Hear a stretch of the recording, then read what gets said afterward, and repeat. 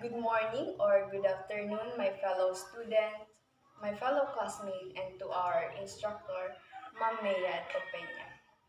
Today, we are going to tackle about the body temperature and regulation. We are the group 4 with my group member um, Rocha Lorna, Marbella Angel Ruth, Pardilla Ana Grace, Ballesteros Ashley, Capasha Christian, and Lozada Aysara Nicole. So, body temperature regulation. I have here um, two questions before we start this discussion. So, the first one, why do we need to maintain a constant body temperature? So, bakit nga ba kailangan naka-maintain lang yung temperature natin?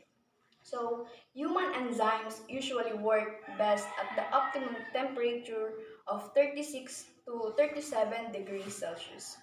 High temperatures denature enzymes while low temperatures inactivate them temporarily.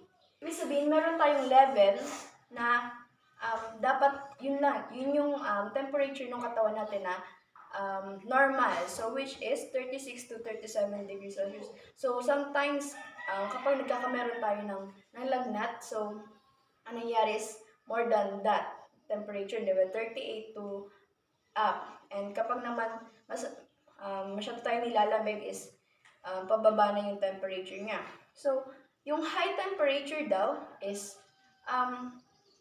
na-denature nito yung enzyme, which means, example here, this key.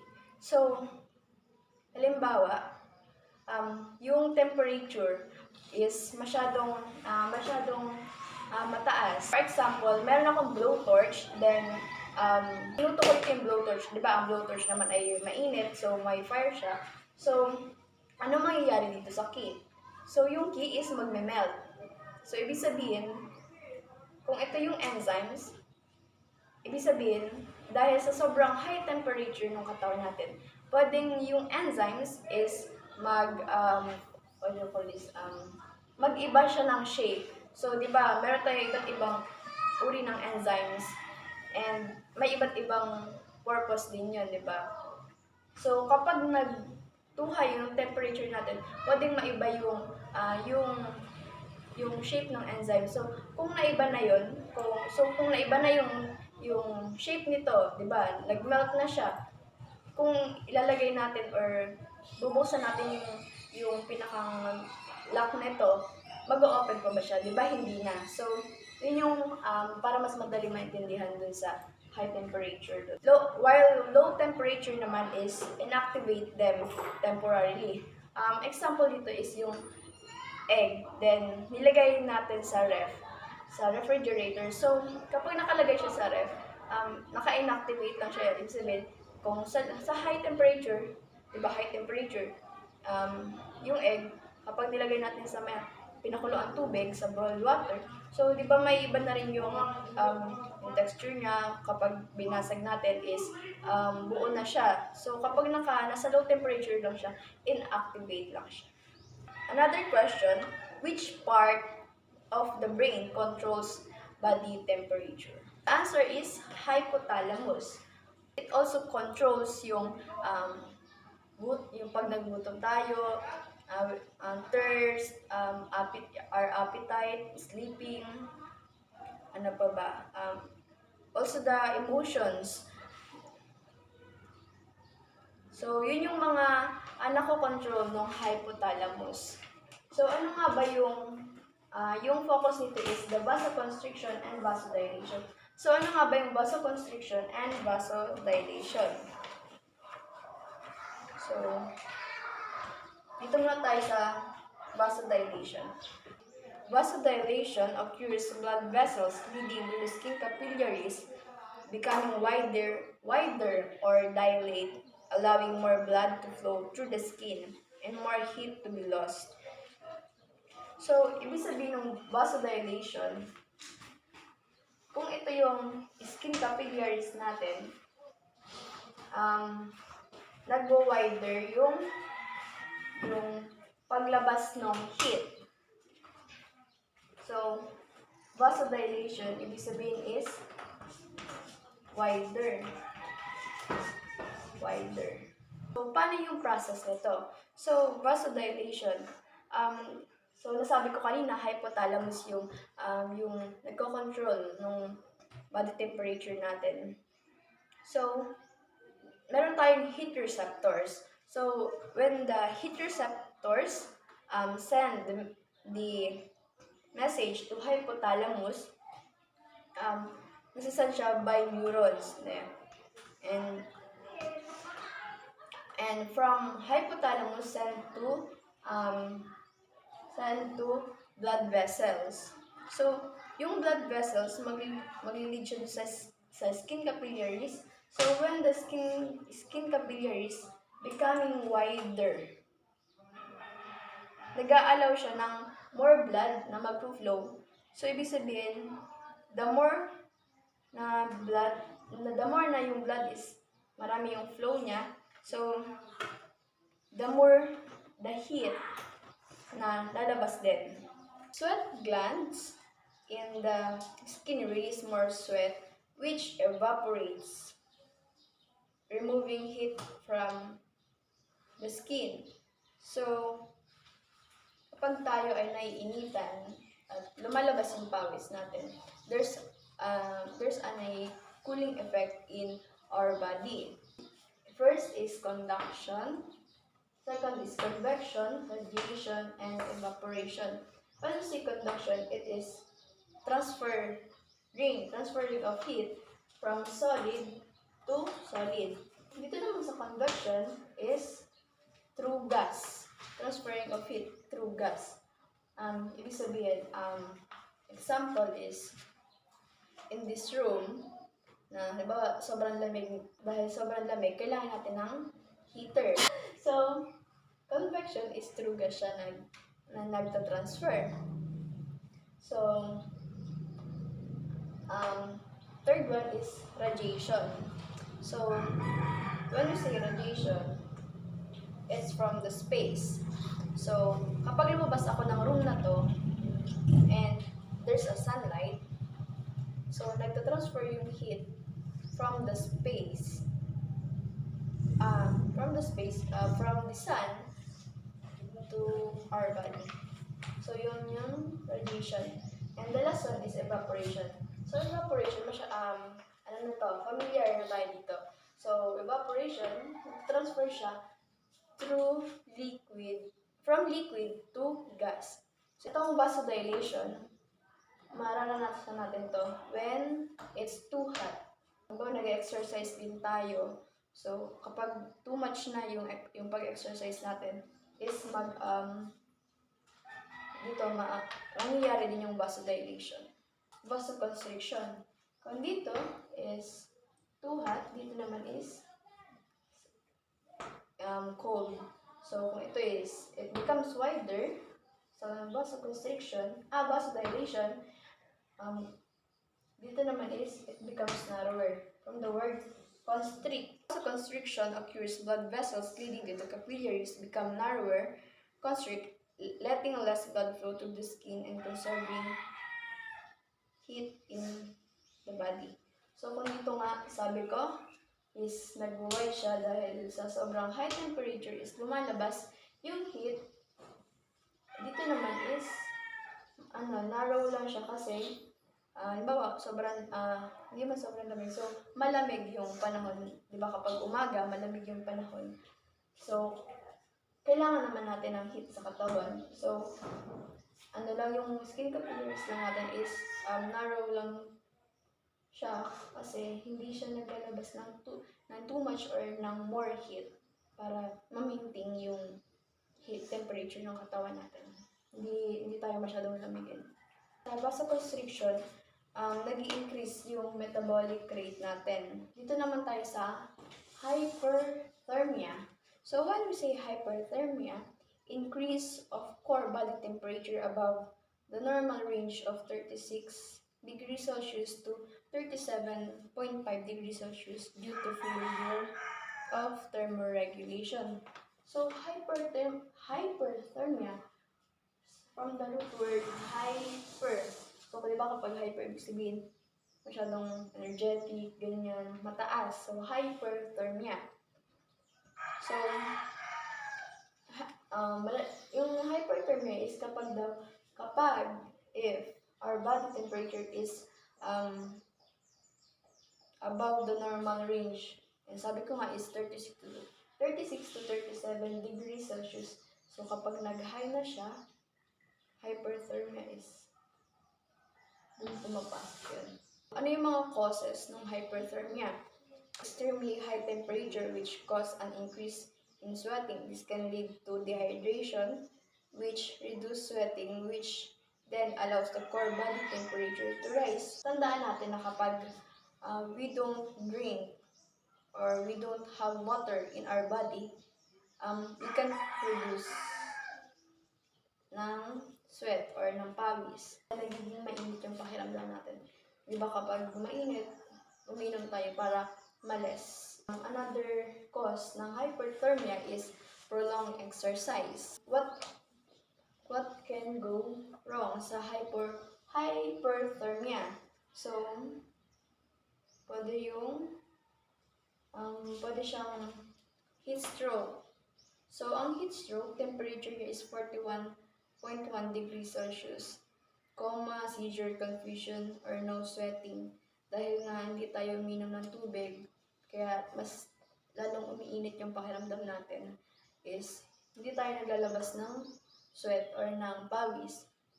So, di ba karamihan sa mga na-stroke is tuwing mainit na panahon. Ano yung mga symptoms ng hyperthermia? Increased body temperature, hot, dry skin, rapid heartbeat, increase or decrease blood pressure. So, pwede pa rin maging tumaas or bumaba yung blood pressure natin. Hindi lang siya increase. So, pwede rin decrease. Headache, confusion, and unconsciousness. Also, death. Kung merong hyperthermia, mayroong hypothermia. Hyperthermia and hypothermia.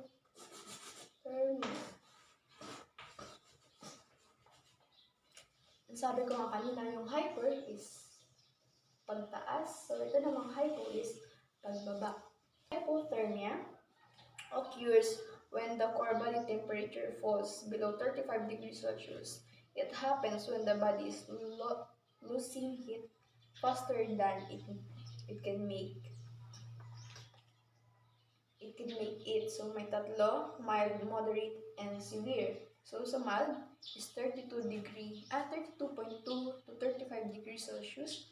Moderate is 28 to 32.2 degrees Celsius. And severe is less than 28 degrees Celsius. Kung dito is above. So, di ba 41 degrees Celsius. So, dito naman is below 35 degrees. So, dito is nakalagay na example sa mild is 32 degrees Celsius. Kung ang normal natin is 36 to 37 Celsius. So, ang hyperthermia is 41 pataas and 32 is below. Causes ng hypothermia kapag extreme cold, masyadong malamig. So, taking sedatives or alcohol when cold, being very young or very old. So, kapag siguro mga 70s or 60s, and yung mga infant, no, these people cannot regulate their body temperature very well. So, symptoms. Ano ba yung mga simptomas ng hypothermia? So, I have here violent shivering, which stops as hypothermia because becomes more severe.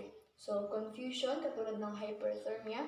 Difficulty in moving. Bakit? Kasi syempre, sa sobrang lamig, iba minsan sa sobrang lamig sa umaga, kahit nakakumot ka na, tapos sobrang lamig pa rin, na-stuck ka na lang, parang na-freeze, di ba?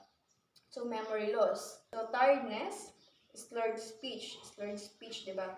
Kapag dahil nga difficulty in moving, hindi tayo makapag move ng ayos yung pagsasalita natin. Kaya sa ibang bansa is less yung pagsasalita nila kapag nasa labas. Slow or shallow breathing. So, treatment ng hypothermia. So, treatment is, syempre kung malamig, i-move natin siya sa somewhere na medyo warm. And then, kung dito naman sa hyperthermia, kung mainit, i-move naman natin siya sa sa shady place. Baliktaran lang. So, kung dito naman is, change them out of wet clothes. So, kung basa, pwede palitan ng damit na natuyo. And kung dito naman is hyperthermia, mainit, ay di pwedeng yung bimpo or some tela pwedeng basain. So, mag-dump sa katawan. Give them warm drinks but not alcohol. So, ayun nga, warm drinks, not alcohol, but not alcohol. Pakitandaan po yun. Not alcohol because it dilate. Ibig sabihin, maglalabas pa yung heat na natitira sa katawan natin. So, lalo nang mag-decrease yung heat level natin, di ba? So, treatment naman sa hyperthermia, another one is,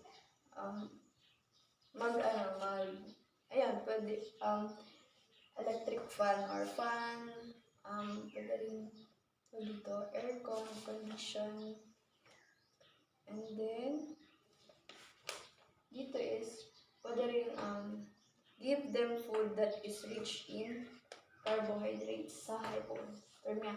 So, dito naman is, parang first aid is water, uminom lang ng tubig. Seek professional medical help. So, parehas, kung masyado nang mataas yung, kapag nilaglagnat, masyado nang mataas, punta na sa doktor. Ganun din dito. So, yun yung report ko. So, kailangan lang natin i-maintain, mahalaga na i-maintain natin yung body temperature natin kasi kung hindi, pwede siyang mag-cause ng death. Yun. And so, vasodilation and vasoconstriction, when it says vasodilation, it becomes wider.